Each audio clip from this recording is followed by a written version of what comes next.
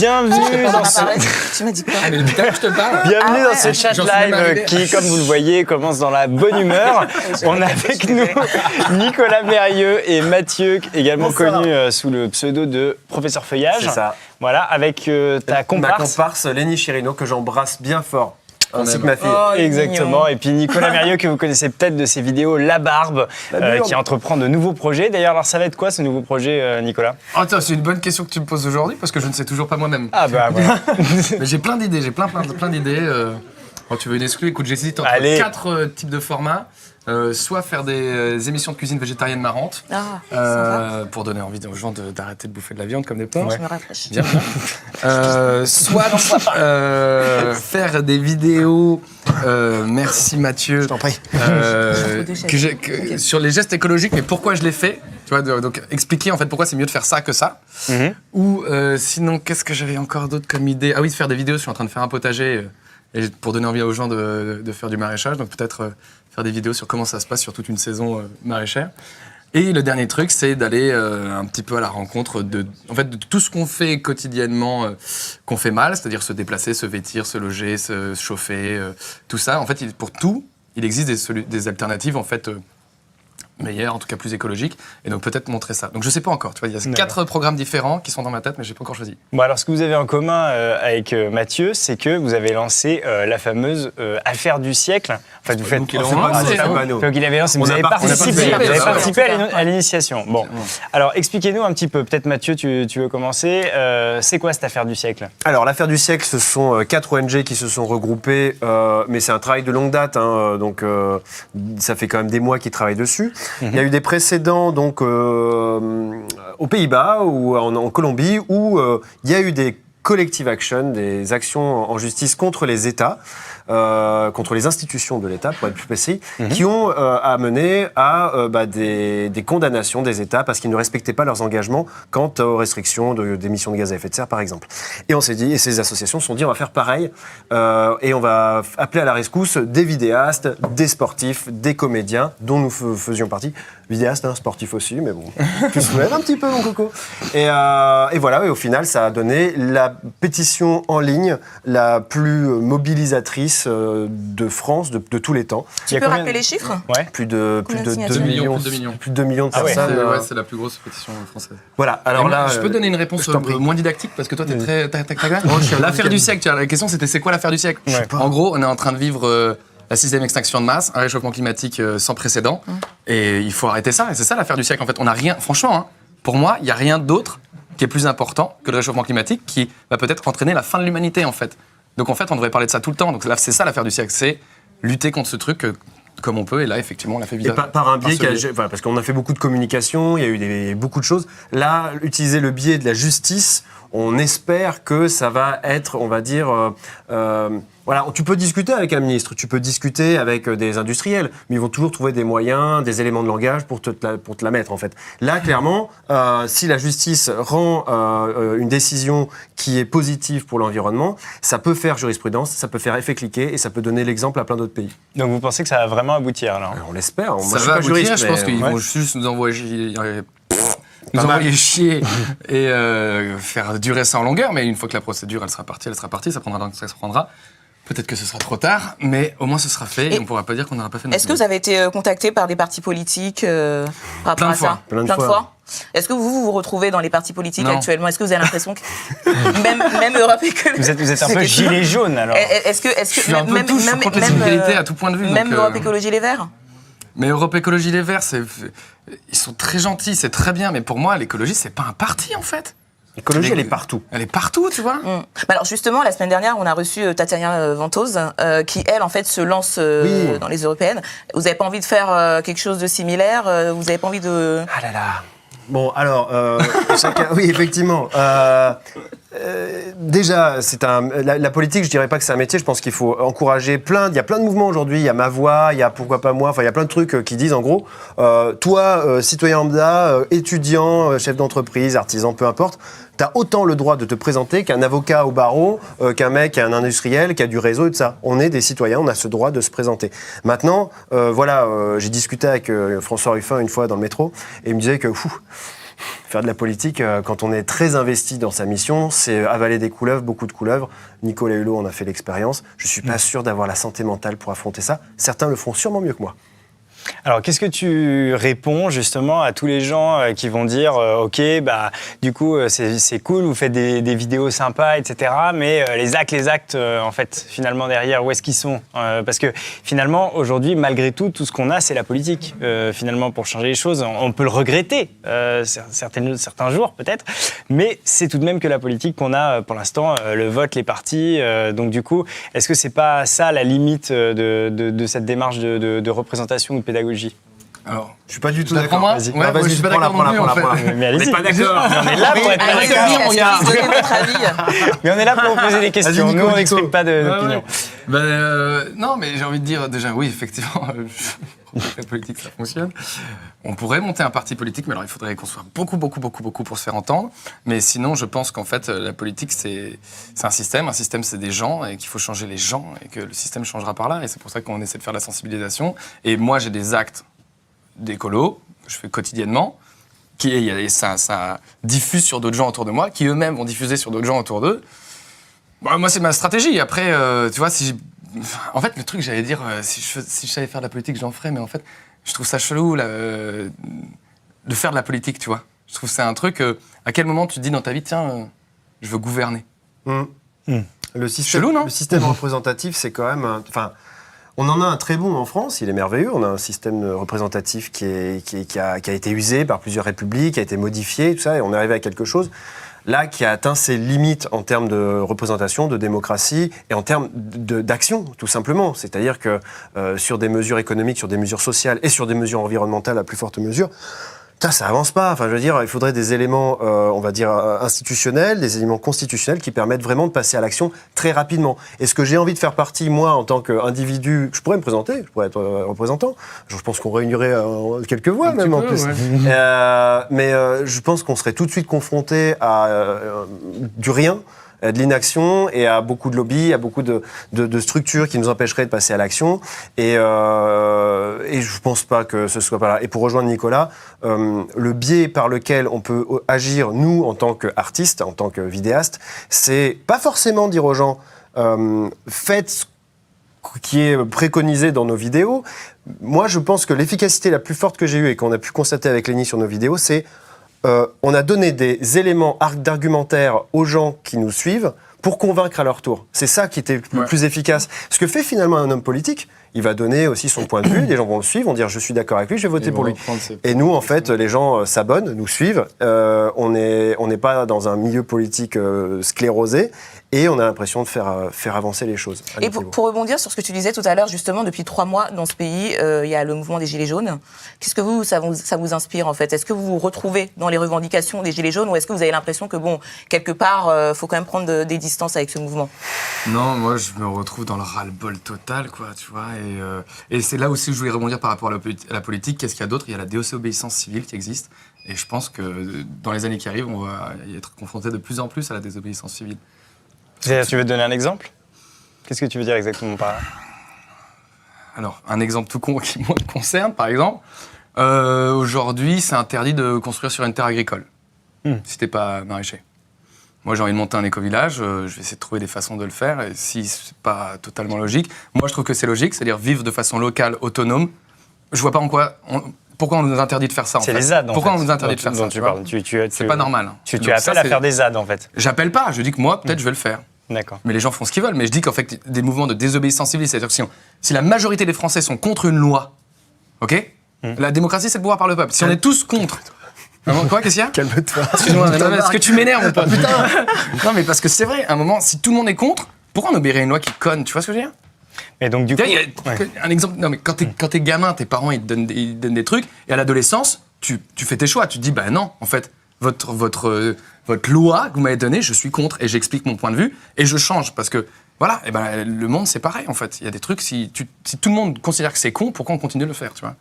D'accord. Bon, bah alors du coup, on va finir sur cette note révolutionnaire de Nicolas Mérieux. La révolution, quand même, La là, en révolution, direct, en live. direct. Est-ce que j'ai utilisé le mot révolution ? Tu sais passer là. Nico le rouge. Nico le rouge, voilà. Et je croyais que tu étais dans aucun De toute parti façon, politique. on va débattre. donc, Vous allez nous retrouver tout de suite dans le débat pour discuter de ce que vient de dire Nicolas, pour mettre en perspective, peut-être apporter des contradictions. On vous retrouve tout de suite dans l'émission. C'est parti. À tout de suite.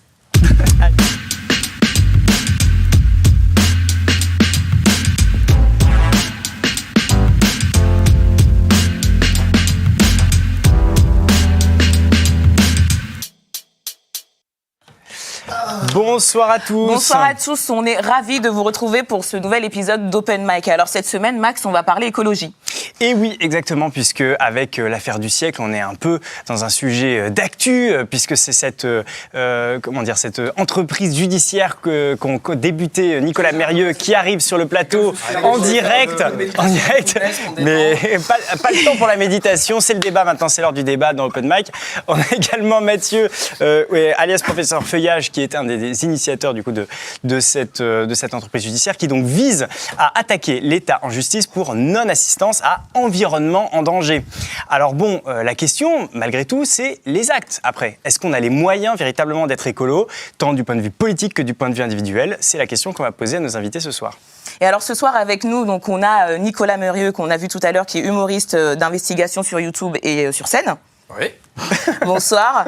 À côté de toi, on a Jean-Baptiste Garde. Toi, tu es secrétaire départemental adjoint de la Fédération Les Républicains à Paris. Exactement, bonsoir. Bonsoir, bienvenue. De ce côté, donc, on a Laurie Debauve. Toi, tu es porte-parole du mois sans supermarché. Oui. Tu peux nous expliquer ce que c'est, en quelques mots? Oui, c'est un défi qui dure tout le mois de février, qui a été lancé par une association helvète de la Suisse romande envers et contre tout, et qui regroupe plein de gens dans différentes villes, différents pays. Donc cette année, c'est France, Suisse et Belgique, pour se passer de supermarché pendant un mois. Donc faire ses courses dans des épiceries, par exemple. Très bien. Et à côté de toi, donc, on a Mathieu Duméry, alias Professeur Feuillage, et il est en train de tweeter. Non, j'étais en train de me mettre en mode avion. Très bien. Et toi, donc, tu es cofondateur de la chaîne YouTube Professeur Feuillage. C'est ça, que j'ai créé avec Lénie Chirino, dont l'objectif est de parler d'écologie en incluant de l'humour, un peu de cul, et enfin toutes sortes d'ingrédients. Comment ? De choses intéressantes. De choses intéressantes pour éloigner le propos de tout ce qui peut être anxiogène, puisqu'on nous communique sur l'écologie depuis maintenant les années 70 de façon presque systématiquement anxiogène. Ça a changé depuis quelques années. Voilà, l'objectif c'était de rallier à la cause par l'humour. Bon, et puis pendant toute l'émission, on vous encourage à réagir en direct sur le hashtag RTOpenMic. Le lien du stream est définitivement disponible. Si vous voulez le partager, on va réagir en direct. C'est parti. Bon, alors, on va commencer avec l'édito de Guillemin qui nous a rejoint ce soir, puisqu'il veut aborder une notion peu connue, pas moins cruciale, la notion d'esclave écologique. C'est ça, Guillemin ? Les esclaves énergétiques. Alors, je vais faire aussi un petit peu dans l'anxiogène, du coup. Ah oui. On est là pour ça. Il n'y a rien de tel pour parler d'écologie. Tout à fait, ça marche bien. Les esclaves énergétiques, alors qu'est-ce que c'est un esclave énergétique ? Couramment, c'est une unité qui permet de mesurer une consommation énergétique en la comparant à l'énergie mécanique que peut fournir un être humain normal sur une période donnée.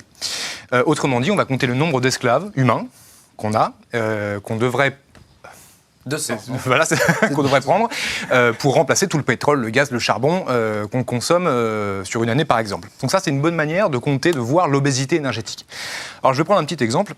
Je vais avoir besoin d'un esclave. Merci de te proposer, Nicolas, c'est gentil. Toujours prêt. Alors, admettons, tu es mon esclave. D'accord. Et je te fais travailler au champ. Je t'emmerde déjà. Je veux Ouais, pas. non. Moi, ça me Pas de gros mots sur le plateau. C'est un mot humoristique. Il y a peut-être des mineurs qui regardent. T'inquiète pas, ils connaissent le mot. Ouais, mais je suis un Non. maître sympa. Je te fais travailler au champ, juste au champ, toute la journée, avec tes bras, tes jambes, rien d'autre. D'accord ? D'accord. Mais je suis sympa quand même, je te nourris. Merci, mec. Franchement. Toute la journée, en une journée, tu vas me produire, avec tes bras et tes jambes, moins d'énergie que ce qu'il y a dans 1 litre d'essence. 1 litre d'essence, c'est assez dans un moteur. Dans moins 8 fois Même moins. si je fais beaucoup de muscu. Même avec beaucoup de muscu. Et encore, je suis gentil, 8 fois moins. Hein. Je suis très gentil. 1 litre d'essence, c'est combien le prix ? 1,40 €. 45, ouais. En moyenne, allez, 1,45 €. Si jamais je voulais avoir l'énergie contenue dans 1 litre d'essence, il faudrait que je prenne toutes les personnes de la pièce, je les fasse bosser toute la journée, et bien sûr que je vous paye 1,45 € divisé par 8. D'accord ? C'est ça un esclave énergétique, et c'est ça l'obésité énergétique. Si aujourd'hui on a des esclaves énergétiques, c'est justement, au lieu d'avoir de vrais esclaves, c'est justement parce que les esclaves coûtent plus cher qu'un litre d'essence. Combien d'esclaves? Alors, les esclaves aujourd'hui, depuis la révolution industrielle, ça a bien sûr beaucoup évolué. On estime qu'on a entre 400 et 500 esclaves énergétiques. C'est loin. Ah non, c'est... J'ai fait une vidéo où je l'ai dit. Oui, t'as dit 200, je me rappelle. Alors, ça dépend. 200, je me rappelle, ouais. Non, On ça a pas les dépend. mêmes sources. Ça dépend. Le calcul est plus compliqué, parce que ça dépend du type d'énergie, etc. Ça dépend du mix énergétique du pays qu'on regarde. Chez les Américains, c'est 600. En France, en Europe, c'est 400-500. Ça va être 200. En Asie du Sud-Est, bon voilà, ça dépend du pays qu'on regarde. Mais c'est là, environ c'est des esclaves sexuels, ça. ça, c'est autre chose. Donc 400 esclaves énergétiques et toutes ces centaines d'esclaves qu'on a, c'est ça qui nous permet de nous chauffer, de nous loger, de nous nourrir. C'est ça qui nous permet de manger du quinoa péruvien lorsqu'on est à Paris, de faire le tour du monde, de faire des vidéos sur YouTube ou d'aller trimer au champ, de faire de la politique, d'être journaliste. Ça, c'est uniquement les esclaves énergétiques qui nous le permettent. Si jamais on n'avait pas d'essence, on ne pourrait pas le faire. Le problème, c'est que ça pollue, bien évidemment. Alors, qui se souvient de la concentration en CO2 dans l'atmosphère?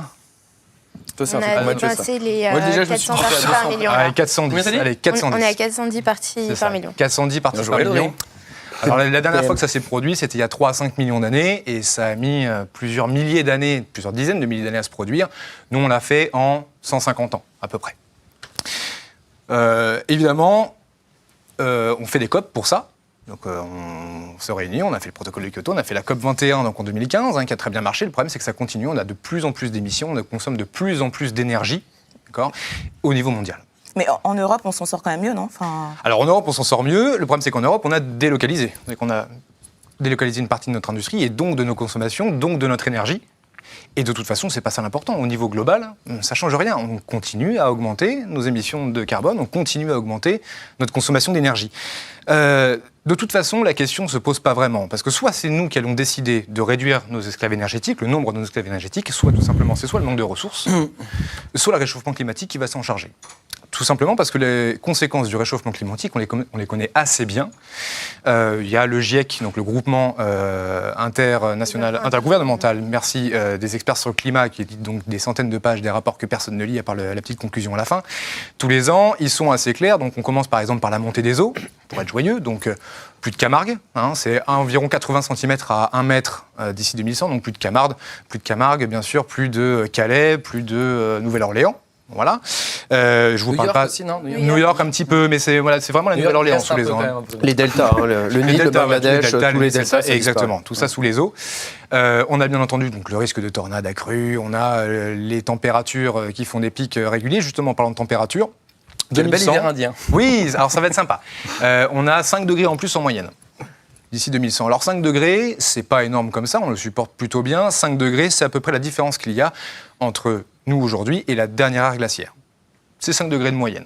Donc en fait, ça représente une montée des eaux très importante. Ça représente une montée des eaux très importante. Alors en 2100, et puis au-delà, c'est plusieurs mètres, et ça peut aller jusqu'à plus de 10 mètres. Donc là, c'est vraiment tout le monde sous les eaux. Avant, on allait en Angleterre à pied. Donc là, c'est pour 5 degrés d'écart. Donc vous voyez le genre de changement que ça peut faire. Donc on va être obligé de toute façon de réduire nos esclaves énergétiques. On se pose souvent la question de savoir est-ce que l'écologie est un sport de riches?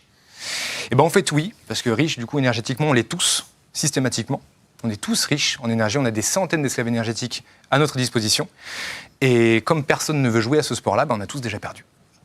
Je peux rebondir tout de suite Très ou pas Non, pas tout de suite, parce qu'on va juste lancer un après. micro-trotte. Après, C'est par rapport à des choses qu'il a dites, non, là. après, tu auras le droit de parler, mais Ah, là, on a j'ai un oublié. micro-trotte. Justement, donc, on est allé à la rencontre des Parisiens cette semaine et on leur a demandé s'ils consommaient bio. On leur a aussi demandé ce qu'ils pensaient des mesures du gouvernement. Regardez. Est-ce que le bio, pour toi, c'est quelque chose d'abordable ou alors c'est un truc de riche? Bah, je mange bio depuis que je suis petite, donc non, je trouve ça à peu près abordable quand même. Je consomme pas spécialement bio pour l'instant, mais je pense que dans quelques années, ouais, clairement. C'est quelque chose qui me paraît important, mais je suis pas sûre que ça soit vraiment abordable pour des petits budgets. Ma mère, elle est très branchée bio, par contre, elle n'achète que ça, par contre. Mais ça coûte cher, c'est vrai. Pour moi, c'est un peu un truc de riche. Généralement, les produits sont assez chers.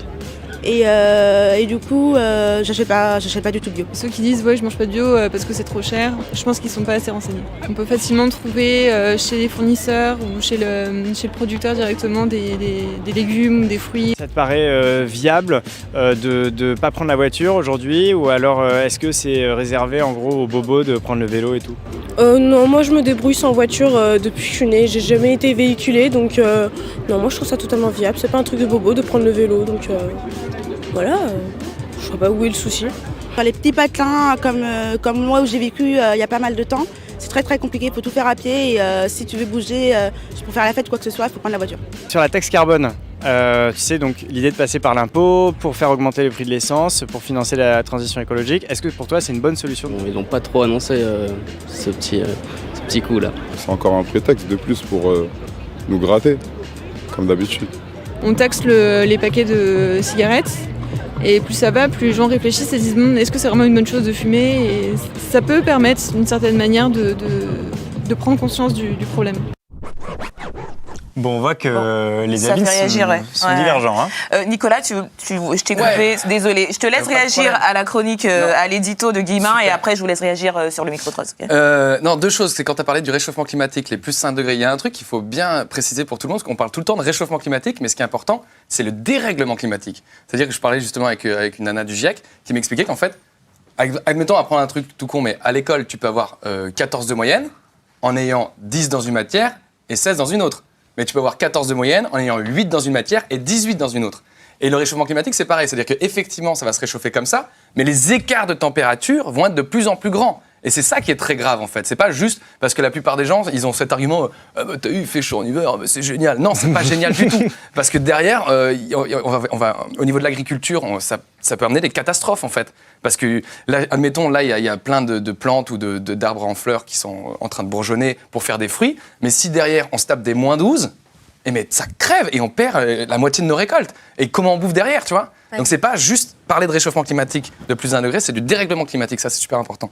Et le truc sur lequel je voulais dire, c'est quand tu as dit, à la fin en disant, l'écologie c'est un truc de riche, mais les pays pauvres qui consomment 0,6 planètes, ils sont vachement écolos, ils sont pauvres. Alors, pas tout à fait, parce que même les pays pauvres, ils ont quand même de l'énergie à leur disposition. Ils en consomment beaucoup moins que nous, donc ils sont beaucoup plus écolos. Bien sûr, mais même, enfin, c'est même trop. Non, 0,6 ça va. Bien sûr, 0,6 ça va. Mais la question, c'est surtout que de toute façon, lorsqu'on consomme du pétrole, on en rejette, dans tous les cas, et que pour l'instant, c'est de toute façon un truc de riche, parce que ça augmente. Même dans les pays pauvres, ça augmente. Au niveau mondial, ça augmente. Oui, mais c'est ce que je te dis, en fait. Si tu n'en utilises pas de base, en fait, t'es écolo. Bien sûr. Et t'es pauvre on aussi. n'utilise pas d'énergie, mais tout le monde utilise de l'énergie. Personne n'utilise zéro énergie. Zéro énergie, non. Zéro énergie, tu peux limiter, c'est ce que je dis. C'est qu'il y a plein de pays pauvres qui sont beaucoup plus écolos que nous, juste parce qu'ils sont beaucoup plus autonomes. Mais alors, de toute façon, le problème qu'on a, que ce soit dans les pays pauvres ou dans les pays riches, c'est ce qu'on a vu dans le micro-trottoir, pour y revenir justement, c'est que en fait, les gens ont quand même une perception qui est quand même très différente d'une personne à l'autre de ce que c'est que vivre écolo. Et il y a quand même une grande partie de la population encore qui a ou des préjugés ou des vérités d'ailleurs en tête là-dessus. Moi, pour vous, j'ai rassemblé justement quelques chiffres pour qu'on puisse se rendre compte de ce que ça veut dire vivre écolo aujourd'hui. Alors, par le prisme du bio, par exemple.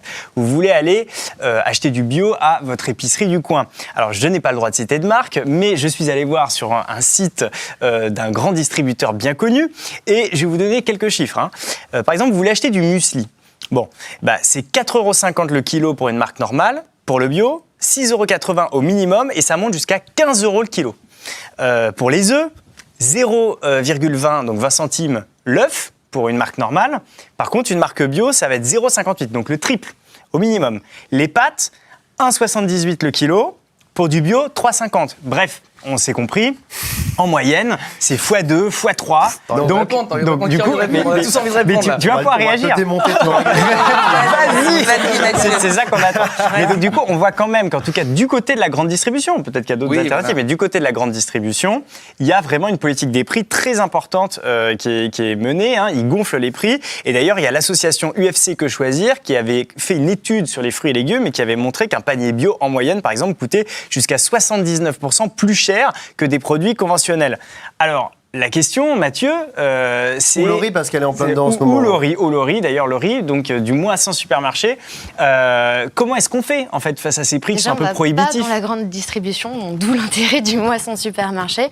Je pense que quand tu commences à changer ton alimentation, c'est pas pour continuer à acheter des produits industriels. Là, tu parles de produits qui sont des produits industriels, conditionnés, et quand tu commences à manger bio, quand tu commences à changer ton alimentation et être plus écolo, tu vas faire plus de choses par toi-même, tu vas plutôt t'inscrire t'inscrire à une AMAP pour avoir ton panier de fruits et légumes tous les mois, ou alors chercher un magasin de producteurs, ou alors faire partie d'un supermarché coopératif comme la Louve à Paris ou comme l'Éléphant à Grenoble. Et en fait, c'est un mode de vie finalement, ton alimentation. C'est plus juste je suis pressée, j'ai pas le temps et je fais. C'est je m'organise parce que je veux bien manger, parce que c'est important à la fois et pour l'environnement et pour la planète. Et du coup, tu as aussi moins de tentations. Souvent, tu réduis la viande, voire tu la supprimes complètement de ton alimentation. Et tu peux effectivement balancer le parfois surplus. Mais est-ce qu'il n'y a pas un problème avec ce message? Parce que finalement, il y a quand même un problème et de coût, mais aussi d'accessibilité. On sait que les AMAP ou les petits commerces, dans certaines zones, ferment à cause de l'ouverture de grands supermarchés et tout ça. Comment on fait? Comment font ceux qui n'ont pas d'AMAP à côté de chez eux ou de petits commerces à côté de chez eux? C'est tout l'intérêt du moisson supermarché, c'est qu'en fait, on est dans un système de distribution alimentaire où ton supermarché, tu vas le trouver tout de suite. Tu arrives dans une ville, il y a un panneau énorme, tu sais à 200 mètres, tu as un supermarché, je ne vais pas citer de nom, apparemment on n'a pas le droit. Alors tu peux citer un, mais tu dois citer 2 autres après. Voilà. D'accord. Amuse-toi. Les supermarchés. T'as compris l'histoire des supermarchés, tout va bien. Mais tu as aussi plein de producteurs qui font des choses, qui vont se regrouper dans des petites boutiques, sauf qu'eux, ils n'ont pas les moyens de communication que le gros supermarché qui prend toute la place avec ses panneaux lumineux, il a. Et donc, il faut les connaître. Et le défi Février sans supermarché, ça permet aux gens de se donner leurs bons plans, leurs adresses, d'aller faire de la vente à l'informe. On est quand même un pays agricole, la France. On n'est pas à plaindre là-dessus. Donc, il y a des choses qui existent un peu de partout. Pas tout à fait partout, c'est vrai, mais c'est justement en créant une demande et en créant une façon de consommer différente qu'on va pouvoir favoriser de plus en plus d'initiatives. J'imagine que les personnes en fait, qui se rendent dans les supermarchés, elles sont pas plus bêtes que les autres, elles ont bien conscience des enjeux écologiques. C'est juste que elles n'ont pas les moyens. Est-ce que quelque part on les désigne pas comme des gens qui sont anti-écolo? Non, pas du tout. Et après Nicolas. Et après Mathieu. On le dit bien d'ailleurs dans le défi, c'est faites au mieux. Et je pense que toute la société, que ce soit pour faire ses courses ou pour vivre de façon écolo, on est tous pris dans un système qui nous dépasse complètement et qui est organisé d'une façon sur laquelle on n'a pas encore tout à fait prise. Les modes de vie sont en train de changer, mais ces choses-là prennent du temps. C'est pas la faute des gens s'ils n'ont pas la petite épicerie ou le magasin de producteurs à côté de chez eux. Mathieu? Je rebondis directement à ce que... Vas-y. Il n'a pas parlé. Pardon, on va te laisser parler à un moment, Jean-Baptiste. C'est Nicolas qui oui, s'agissant du bio chez Séchère, oui. Le bio, il y a des excès, il y a certaines enseignes qui vont un peu loin. Maintenant, il y a un truc qui est génial dans le bio, dans les magasins bio, c'est par exemple le vrac. Le vrac, déjà, tu payes plus ton emballage parce que 15% du produit, c'est le prix de l'emballage. Donc déjà, ça fait du bien à la planète parce que tu arrêtes d'utiliser du plastoc issu du pétrole, faut-il le rappeler. Moi, j'ai été dans des situations de précarité où je me demandais, il y a encore pas si longtemps, où je me demandais qu'est-ce que j'allais mettre dans mon frigo, sans blague. J'étais tous les mois en train de me dire, putain, j'ai pas les thunes. Je continuais à aller bouffer bio, j'allais à la MAP, j'allais utiliser des produits en vrac. Et tu sais ce qui se passe? Tu gâches plus. Un tiers de la bouffe qu'on achète, elle est gaspillée, soit par les distributeurs, soit pendant le transport, mais surtout par nous. Putain, à un moment, quand tu te rends compte que tu gâches plus rien, que tu mets au frigo, tu mets dans des petits Tupperware, Tupperware, il faut citer 2 autres marques. Tupperware, c'est une marque, et Jiffy, la foire fouille. Du coup, tu te rends compte que finalement, tu le disais, Laurie, tu t'achètes moins de viande aussi. C'est vachement plus cohérent de manger moins de viande pour la santé et puis pour ton porte-monnaie. Quand tu vois le budget que représente la viande, les produits carnés dans ton alimentation, si tu vires déjà tout ça, ou si tu en consommes 10 fois moins, c'est marrant, tu as plus de thunes pour des œufs qui sont pour des poules qui sont pas élevées en batterie mais qui sont en plein air. Donc, donc tu fais du bien-être animal, c'est moins polluant, c'est plus... En fait, tout ça, c'est un grand cercle vertueux. Et si tu mets le doigt sur une problématique qui est le prix, tu vois pas tout le reste. Mais alors cet argument de anti-gâchis, il est très audible, mais on a une autre barrière qu'on a sous-estimée depuis tout à l'heure, c'est le temps. On a un internaute qui s'appelle Jean-Luc, on salue Jean-Luc, qui nous dit « Il faut aussi du temps, et quand on court après les centimes avec 2-3 gamins et des boulots d'intérim en CDD, on n'a pas le temps. » Moi, je suis assez d'accord avec ça. Jean-Baptiste et après, je te laisse parler.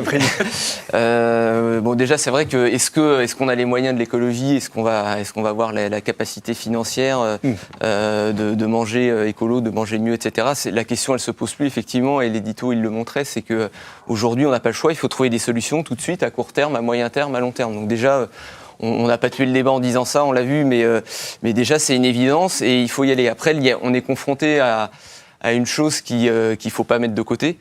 Et on l'a vu en fait dans le micro-trottoir tout à l'heure, parce que c'est un micro-trottoir à Paris. Ouais, oui, c'est ça à Paris. Et donc Paris n'est pas la France. Et effectivement, il y a tous les territoires avec des configurations très différentes. Et pourquoi les gens vont au supermarché ? Ils vont au supermarché parce que c'est plus pratique. Alors il y a une question de temps, c'est pratique. Il n'y a pas forcément les magasins, on l'a dit aussi, alternatifs possibles. Mais c'est aussi une question financière.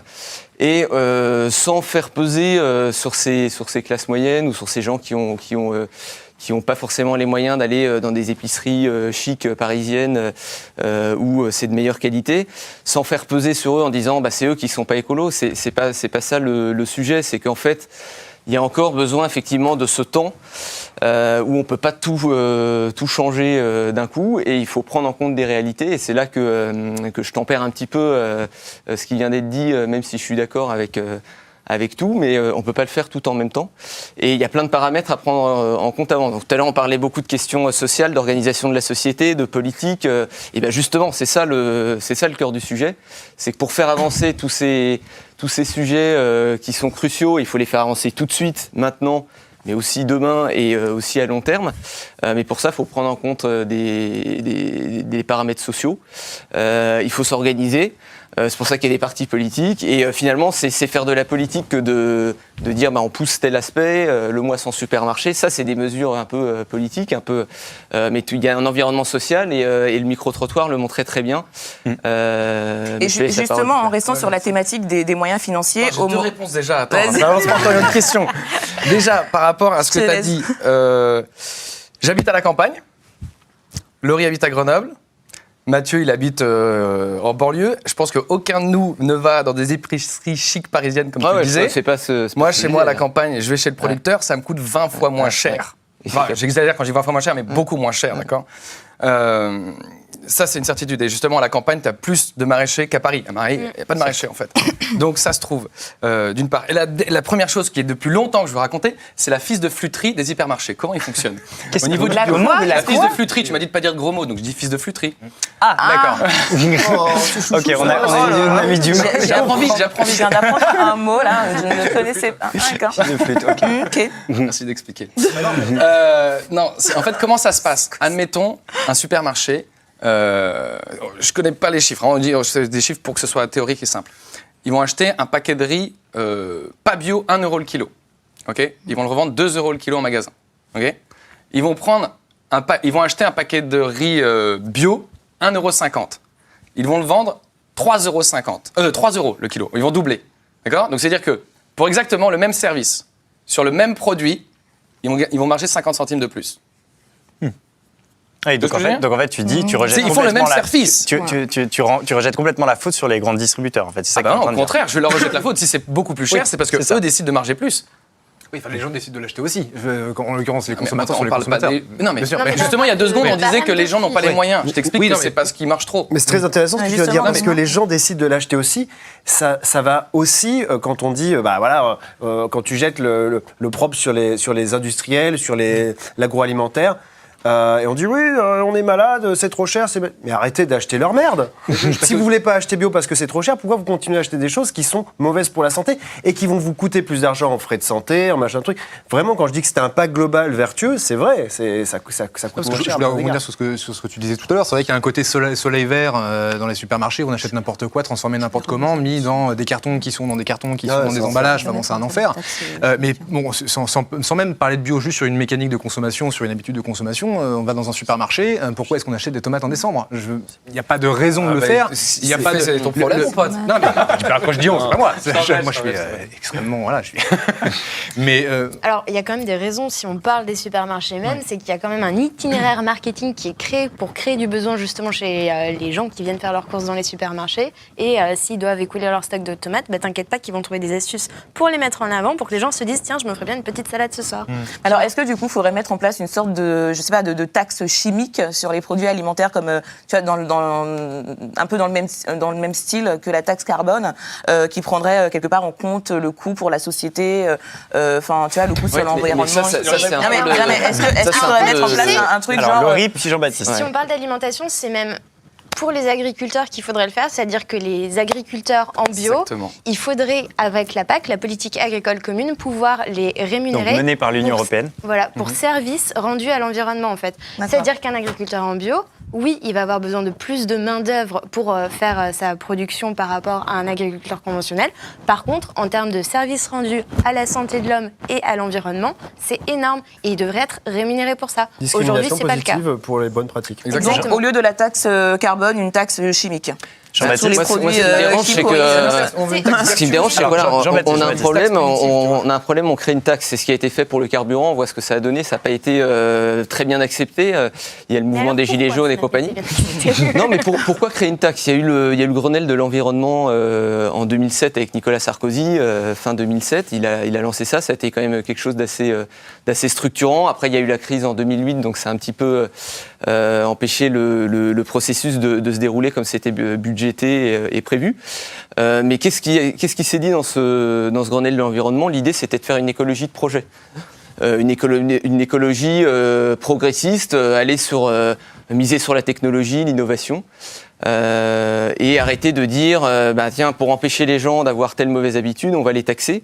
Évidemment que c'est vrai que ça a un effet, ça a été dit dans le micro-trottoir, ça a un effet comme sur la cigarette, on va revenir en arrière. Sauf que la différence entre la cigarette et aller faire ses courses dans un supermarché, c'est que manger c'est obligatoire et fumer on peut s'en passer si vraiment on est beaucoup taxé. Donc moi là ce qui me dérange c'est le terme de taxe. Évidemment qu'il faut une fiscalité autour de l'écologie. Moi j'ai pas parlé de taxe, j'ai parlé de subvention au final. Et au final, voilà, donc une subvention, alors juste pour faire un peu une... les agriculteurs qui rendent service à l'environnement après, et à la subvention, elle va devoir être financée, le financement, il va forcément devoir se nourrir sur l'impôt et... Mais pas sur l'impôt, on enlève les aides aux gros industriels qui n'en ont pas besoin. Donc c'est rééquilibré. Oui, c'est rééquilibré. Et c'est tout l'enjeu de la fiscalité écologique. Mais pourquoi créer une taxe ? Pourquoi dire on enlève une taxe aux uns ou on leur donne de l'argent d'une taxe qu'on a pris ailleurs ? Pourquoi ne pas se dire comment sur les emballages ? Moi, je suis très sensible à ça. Pas finalement. Tu vas pas réagir, Je me contredire. Jean-Baptiste Fini. Un interlocuteur avec qui on n'est pas d'accord. Ça fait plaisir. On est que tu sois là. Non, mais les emballages, juste pour finir là-dessus, avant que tu réagisses. Les emballages, moi, ça me choque vraiment, là, pour le coup. Et le vrac, je suis sensible. Bon, après, le vrac, ça pose d'autres questions de conditionnement, d'acheminement. Mais effectivement, là, il y a quelque chose de concret. Et là, l'innovation technologique, elle a toute son importance. D'ailleurs, il y a beaucoup de progrès qui ont été faits dans ce sens-là. Je pense que vous connaissez mieux ce sujet spécifique que moi. Et moi, quand je prends un emballage et que je vois que le truc, c'est du carton, en gros, ça me fait vraiment plaisir. Quand je prends un truc qui est non, mais c'est vrai. Un maximum de plaisir quand je vois du carton. Quand c'est du disons que ça me dérange moins, on va dire. Voilà, le plastique, ça, c'est un vrai problème. Et ça, c'est une question d'innovation, de progrès. Il faut payer des ingénieurs, il faut mettre du budget pour la recherche. Pour la recherche, de façon à le supprimer. Mais pourquoi taxer et donner de l'argent de l'État à ceux qui font bien ? Alors en fait, on comprend bien donc du coup ce que veut dire Jean-Baptiste. On va te faire réagir d'ailleurs, Nicolas. En fait, ce qu'il dit, c'est que souvent l'écologie, elle peut avoir un aspect punitif dans la réputation qu'elle peut avoir. C'est-à-dire, on a toujours l'impression que c'est demander des sacrifices aux gens. Alors, la question que lui pose, c'est est-ce qu'il ne peut pas y avoir une écologie différente, plus du côté de la solution et de l'innovation, plus que du sacrifice ? On va prendre un exemple très concret qui toujours divise les Français, comme on a pu le voir dans le micro-trottoir. La voiture. Voilà. Par exemple, à Paris, la maire Anne Hidalgo a cristallisé toute une opposition. Pas du tout sur ce qu'il disait, quoi. Mais non, parce que mais justement, c'est intéressant de prendre ce cas-là. La maire a justement cristallisé une certaine opposition chez les Parisiens, chez une partie des Parisiens, pour être bien précis, parce que justement, il y avait des gens qui disaient, bah voilà, vous interdisez les voies sur berge, vous faites des couloirs de bus, etc., etc. Mais quand vous faites ça, vous pénalisez pas les gens riches qui habitent à Paris intramuros, mais vous pénalisez les banlieusards qui ne sont pas forcément les Français les plus riches. Est-ce que c'est vrai que cette écologie, parfois, elle ne peut pas avoir juste un côté punitif, sacrificiel comme ça qui la dessert ? Bien sûr. Maintenant, je vais répondre à ce monsieur. Tout ça pour ça. Tout ça pour ça. Allez. Et après, les poissons Non, mais alors- Après, on va sur Nanou, t'inquiète. Non, mais attends, c'est quoi cet argument Attends, Qui a dit Laurie. que c'était les banlieusards qui utilisaient la voiture pour aller dans Paris? C'est quoi ces chiffres? Quelle est la source? D'où ça vient? Alors, attends. Non, Non, je suis désolée. Pour moi, les gens qui utilisent la voiture à Paris, c'est pas les banlieusards. C'est quoi cet argument? Les Parisiens intramuros, ils utilisent quand même beaucoup moins la voiture que, a priori, les gens qui viennent de l'extérieur de Paris. Après, quand même. oui, c'est sûr, parce que ça c'est paraît vrai. logique. Proportionnellement, Les ça Parisiens se tient. intramuros qui Ça se- utilisent la voiture. Bon, Oui, alors, mais ça se tient. Il y a j'ai beaucoup pas plus de de monde chiffres en à te banlieue qui proposer, viennent travailler mais il me sur Paris semblait que des gens c'était dans Paris qui ont leur bagnole. un argument Quand tu évident. vois le nombre de bagnoles qu'il y a la journée, elles sont pas tous garées. Non, mais pour Ça se tient, répondre ça à se moi, tient. j'habite ça se tient. en banlieue. Je connais pas la source, mais ça se tient. Moi, J'habite- statistiquement, ça va. J'habite en bout de RER A. C'est très simple. On va prendre mon exemple. Moi, je suis expert en rien, donc je parle de ce que je connais. J'habite en banlieue, bout de RER A. L'aller-retour me coûte presque 10 balles. 10 euros. Si je veux aller faire une petite visite en famille, on est 3, ça coûte 30 balles. 30 balles alors que c'est à 20-25 km de Paris. Si je prends ma bagnole pour faire la même chose, ça me coûtait 5 euros. Si je viens un dimanche, je n'aurai même pas besoin de payer le parking. Là, il est là le problème. Le problème, c'est que les transports, c'est trop cher, les transports en commun. Ensuite, si tu peux fermer toutes les voies sur berge que tu veux, tu peux mettre des rues à sens unique, plus de parking, interdiction de se garer en nombre. Si le réseau est parfait, si le réseau permet aux gens de se déplacer, mais ils sont contents, les gens. Ça les fait chier, les emboutins. Donc pour toi, c'est un T'as le problème. pass Navigo à 75 euros qui couvre de la zone 1 à la zone 5. Oui, mais alors il qui augmente année permet après année. Ouais. C'est Mais en même c'est temps, il hyper existe cher, quand même. Donc 75 quand tu parles de Alors, 30 euros, finalement, enfin 75 euros par mois. Ah oui, voilà. Plus souvent ta famille aussi. Mais 75 euros par tête, pareil, sur un foyer de 3. Est-ce que t'as pas l'impression qu'il y a quand même un effort qui est fait du point de vue des politiques?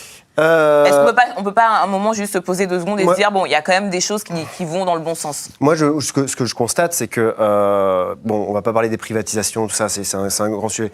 Quand je vois le nombre de pubs qui ne cesse d'augmenter dans mes transports en commun et que ça, mais putain, Métrobus, il se gave à un moment. C'est spectacle, ça. Non mais attends, et moi je continue de payer chaque année plus cher pour me manger plus de pubs. Il y a un curseur qui fait ça et mon curseur il fait ça. Putain, je me bouffe 6000 pubs par jour dans le métro et ça n'a jamais cessé d'augmenter depuis que je suis gosse. Mon billet n'a jamais fait qu'augmenter depuis que je suis gosse. Il y a quand même un problème. Il va où vont les thunes? Où vont les thunes? En fait, c'est ça le problème. Pour revenir sur la fiscalité, Et j'ai pas la réponse. sur la fiscalité punitive, pour le coup, je pense qu'elle doit être punitive sur certaines choses. Il n'y a pas de raison spécialement. kérosène. Non, mais voilà. Bien sûr. Donc ça, c'est pour les exactement avions. cette Ils se sont mis on vit un moment historique là. Non, mais pourquoi augmenter la taxe sur le carburant des particuliers alors qu'il y a une sur le exonération kérosène, et pour il y a faire venir des aucun- fruits et légumes de aucune partout Et raison. parce qu'il y a la dans le fameuse monde. convention de Chicago que la France a signée en 1944, qui justement, il y a 191, je crois, pays membres donc de cette convention. Et si tu veux, en fait, pour arriver à taxer le kérosène, il faudrait que les 191 pays membres se mettent d'accord. Non, mais après, Comment on fait Se référer à un traité de 1944, où à l'époque, c'était La début... convention de Chicago, ouais. Ouais, donc le réchauffement climatique, on s'en doutait Parce que ça les absolument pas. intéressait pas Oui, mais en particulièrement. ouais. 1944, et la loi Salic aussi disait que non, à un moment, faut se calmer. Mais c'est marrant parce que, depuis tout à l'heure, on parle globalement de mesures punitives, et je préfère utiliser le mot coercitive, parce que pour le coup, là, ça rejoint ce que tu disais, et c'est l'importance des institutions, c'est que les mesures coercitives, à partir du moment... Bon, la taxe carbone, on en reparlera après, c'est un peu compliqué, mais moi, je suis fumeur, quand on a dit on fume plus dans les lieux publics, j'ai arrêté de fumer dans les lieux publics, et ça viendrait à l'idée de plus personne de fumer dans un lieu public. Si, à un moment, on avait des mesures coercitives un peu vénères, si à chaque fois qu'un mec se fait choper dans la rue à balancer son mégot par terre ou un papier par terre, c'est 150 balles direct, tu parles pas, tu vas voir que... Ça va aller, non mais attends, Ouais, mais alors tu as vu le résultat avec la taxe carbone. En l'occurrence, il y a eu une tentative de mesure coercitive de ce côté-là. Le résultat, c'est les gilets jaunes dans la rue pendant 13 semaines. Alors, oui, mais la taxe carbone est injuste. Certes, alors, et mal appliquée. Voilà, alors ça, c'est quelque chose justement sur lequel on voulait vous faire réagir, parce que on comprend bien qu'il y a plusieurs paramètres, bien entendu, qui ont entraîné les manifestations avec les gilets jaunes, mais malgré tout, la taxe carbone, c'est quand même ce qui a débuté les manifestations. Alors pour vous, est-ce que cette taxe, elle est juste ou est-ce qu'elle est injuste? Ce qui est insupportable sur cette taxe, c'est de dire, pour reprendre l'exonération sur le trafic aérien, sur le kérosène dans le trafic aérien, c'est de dire aux gens, vous avez besoin de votre voiture tous les jours pour aller au supermarché ou dans d'autres magasins, pour aller chez le médecin, pour amener les enfants à l'école, pour aller au travail, donc c'est-à-dire en gros pour vivre. Et ça, c'est quand même une grosse partie du territoire. Et moi, pour le coup, je suis parisien, donc je parle, je suis pas concerné directement, mais évidemment qu'il n'y a pas le métro partout. Ça, c'est insupportable de dire vous allez tous un peu contribuer parce que c'est comme ça, maintenant on n'a plus le choix et il faut y aller et ça va augmenter. Et puis il y a d'autres choses aussi qui vont augmenter. Et à côté, de dire en revanche, il y a eu un traité en 1944 et là on fait rien bouger sur le kérosène et on va continuer à importer des fruits, des légumes de partout, même hors saison. Alors on nous explique que ça coûte pas forcément cher parce que ça va être par bateau. Oui, enfin, le bateau ça consomme aussi, ça a d'autres incidences. C'est défiscalisé aussi, le transport. Et c'est défiscalisé aussi. Donc voilà, donc c'est ça qui est insupportable parce que les gens y réfléchissent et surtout ils regardent les postes de dépenses qu'ils ont. Ils ont souvent un budget qui est contraint.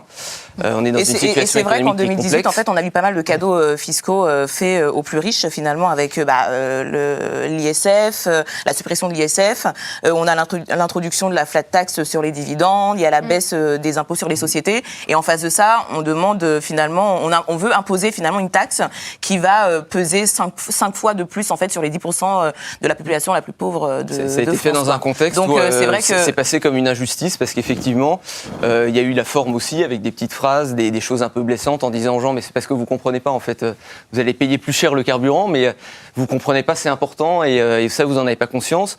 En revanche, vous comprenez pas non plus qu'il faut que les entreprises, on défiscalise ci, on défiscalise ça. Donc il y a une injustice. Et moi, je pense que le mouvement des Gilets jaunes, il est né dans l'année et demie qu'on vient de passer. Depuis 2017, il s'inscrit dans un contexte plus large où effectivement il y a une défiance entre les politiques et le peuple, la population, les Français. Je crois que vous en avez parlé tout à l'heure, donc ça trouve une résonance.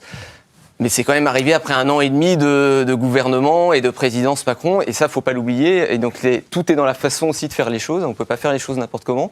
Faut expliquer, et quand on explique, souvent, on constate que parfois on est d'accord et qu'il y a des solutions. Moi, je voudrais juste enchaîner sur la taxe carbone parce que c'est assez important. C'est un chiffre clé que j'aime bien. Selon l'économiste Aurore Laluc, la taxe carbone prélève 0,1% des revenus des 10% des ménages les plus riches contre 0,6% de ceux des 10% les plus pauvres.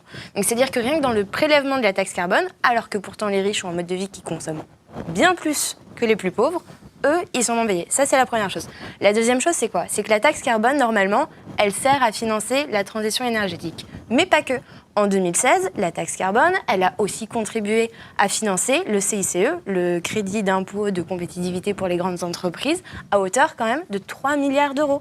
La taxe carbone, je crois que 46% seulement est réinjecté dans les projets environnementaux de transition énergétique. Il a dit oui, hein, il a confirmé. Non, mais alors du coup, moi, il y a un truc que je comprends pas, parce que du coup, là, vous dites tous qu'en fait, les Gilets jaunes ont raison d'être en colère. Et en même temps, on n'a pas vu énormément d'écolos au début dans les rangs des Gilets jaunes quand ils faisaient des manifs tous les samedis.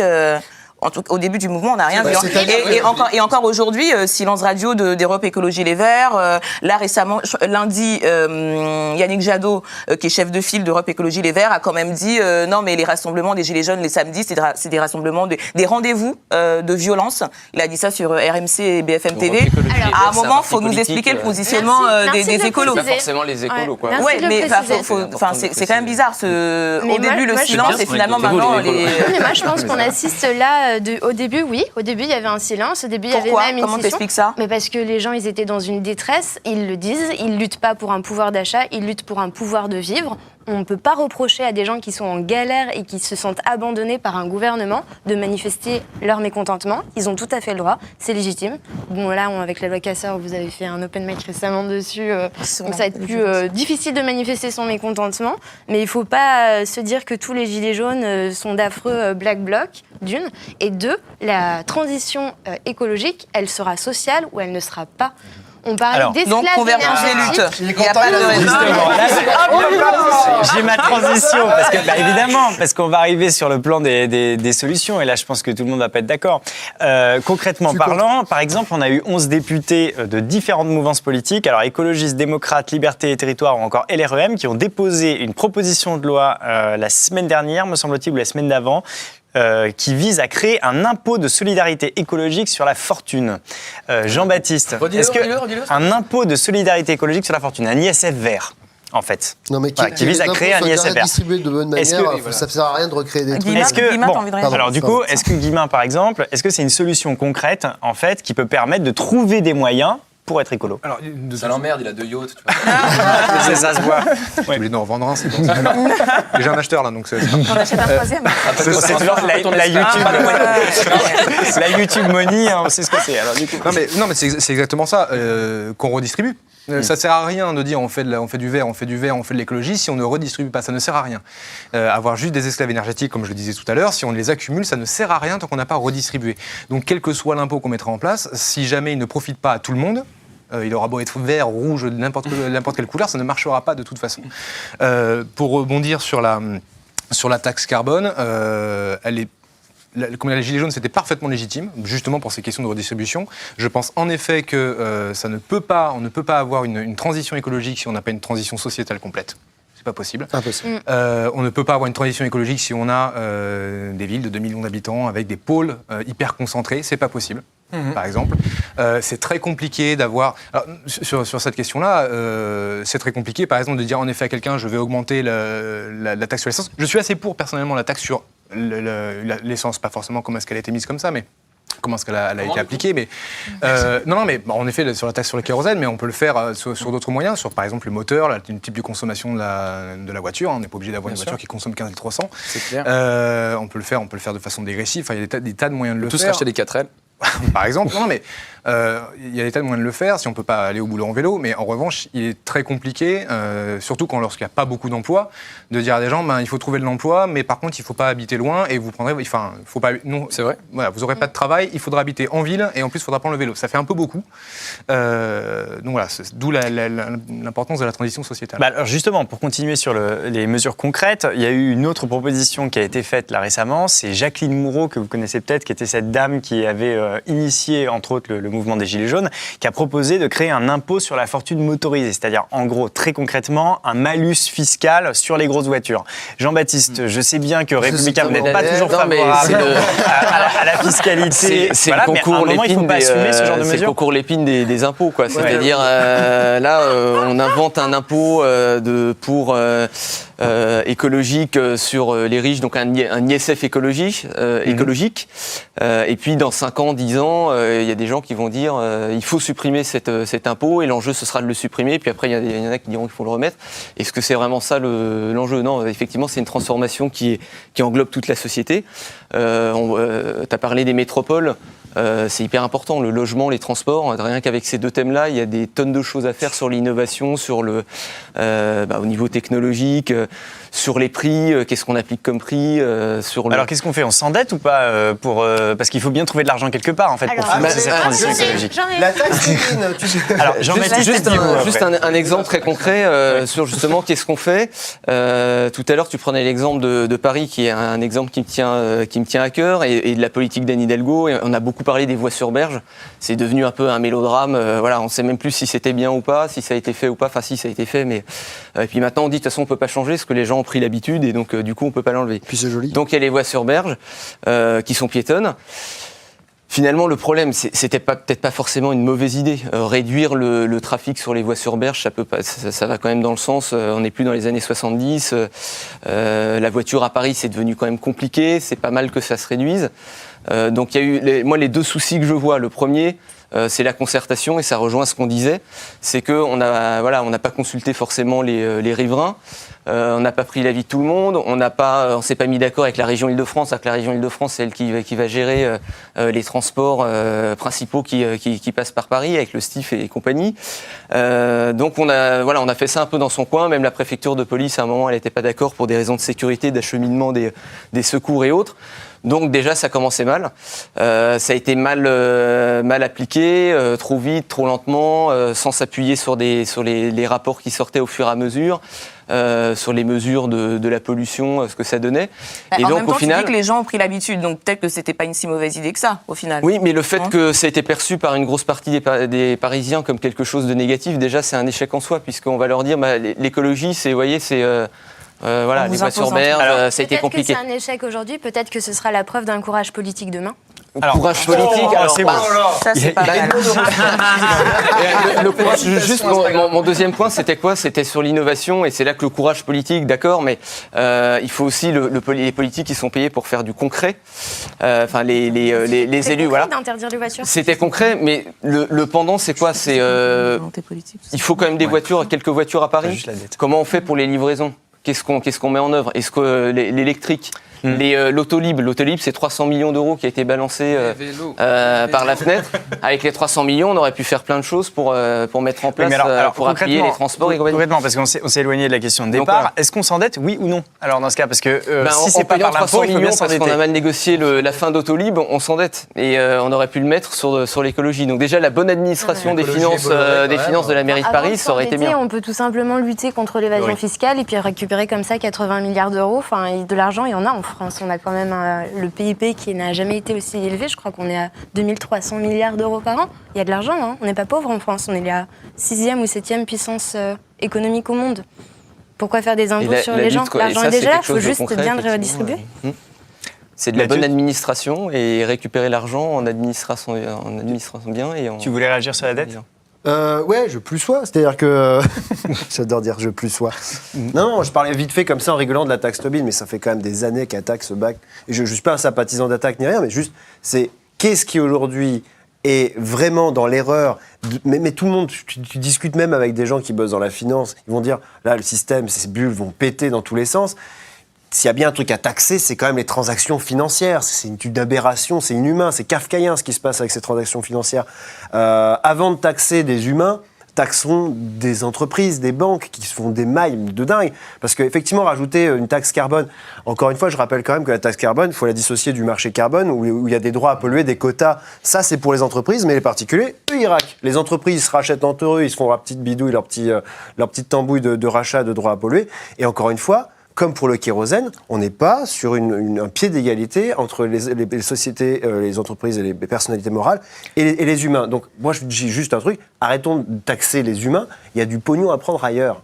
Alors du coup, donc, tu vas dans le sens finalement de ce que nous dit Sarcasme Senchu sur Twitter, qui nous dit comment influencer les entreprises pour amener à être plus éco-responsables. Bah, toi tu dis c'est de la fiscalité incitative. Donc là, tu ne seras pas d'accord du coup avec Jean-Baptiste ce soir. La question nous qu'on avait envie de vous poser en conclusion de cette émission, du coup, c'était la question de la volonté politique. Parce qu'en fait finalement, on a l'impression que chacun a des solutions, mais à chaque fois que quelqu'un est élu, il déçoit sur le point de vue écologique de manière permanente. Et une des raisons, c'est la recherche en permanence du consensus. Sauf que ce consensus, pour revenir par exemple sur la Convention de Chicago, c'est ça, l'IAFA, si je ne m'abuse. En fait, le problème de ce style de convention, comme la politique au niveau de l'Union européenne, c'est qu'il faut décider à beaucoup de pays pour trouver en fait, une politique commune à mener. Or ça, c'est très très difficile avec l'écologie de mettre tout le monde d'accord. On avait eu le même exemple avec les différentes COP. Il y a eu l'exception de la COP 21, par exemple, mais ça a été une exception. En vérité. Quelle exception voilà. Finalement, est-ce que c'est pas des éléphants qui accouchent d'une souris à chaque fois qu'on essaye de se mettre d'accord au niveau international, Mathieu? Tant que tu réunis autour d'une table des gens qui n'ont pas forcément les pieds dans l'eau, qui n'ont pas forcément des problèmes d'argent, qui n'ont pas forcément des problèmes de sécheresse dans leur jardin, et qui n'ont pas forcément tout simplement vu ce qui se passe ailleurs, il ne se passera rien. Il ne se passera rien parce que... et c'est pour ça que je trouve qu'il y a un problème de représentativité dans ces COP, c'est que...